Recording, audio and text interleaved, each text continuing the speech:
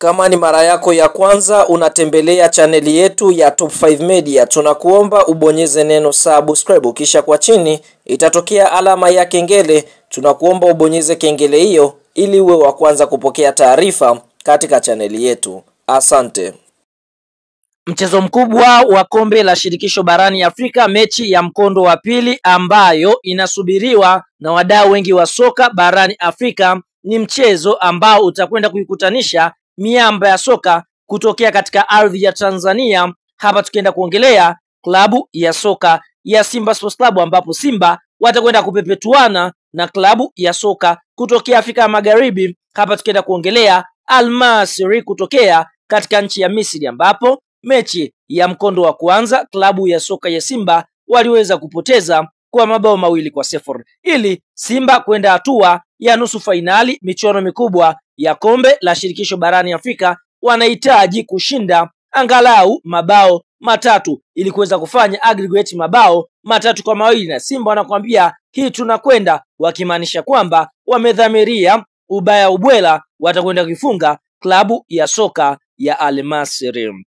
Kabla ya kuendelea mbali, kama ni mshabiki wa Simba Sports Club, unaamini klabu ya soka ya Simba itakwenda kuibuka na ushindi mbele ya kikosi cha timu ya soka ya Al Masry, mchezo ambao unatarajiwa kuchezwa siku ya Jumatano, yani tarehe 9 mwezi wa 4 mwaka 2025 majira ya saa 10 jioni katika uwanja wa Benjamin Mkapa. Like video yetu, alafu sasa tuende kwenye comment section, katuambie wewe kwa upande wako unaiona klabu ya soka ya Simba katika mchezo huu dhidi ya kikosi cha timu ya soka ya Al Masry unakwenda kuibuka na ushindi wa magoli mangapi?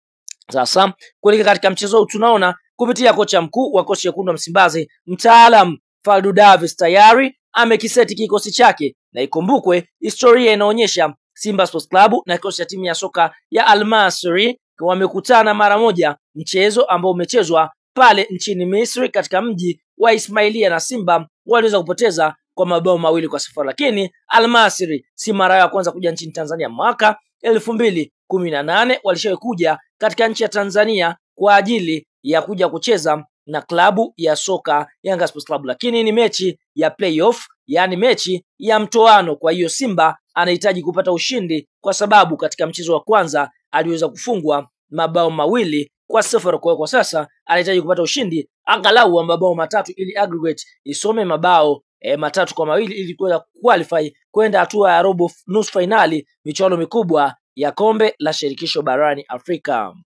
Sasa kuelekea katika mchezo wa Simba Sports Club dhidi ya kikosi cha timu ya soka ya Al Masry kupitia kocha mkuu wa kikosi cha wekundu wa Msimbazi mtaalam Faldu Davis ameweza kuweka hadharani kikosi chake cha kwanza ambacho kitakwenda kuanza dhidi ya kikosi cha timu ya soka ya Al Masry. Kwa upande wa golikipa ambaye atakwenda kusimama katika milingoti mitatu ni Musa Kamara Pinpin. Eneo la fullbeki namba 2 atakwenda kuanza Shomari Kapombe, show me the way. Eneo la fullbeki namba 3 atakwenda kuanza team captain mwandamizi wa kocha wekundu wa Msimbazi, hapa tukienda kuongelea Mohamed Hussein Shabalala.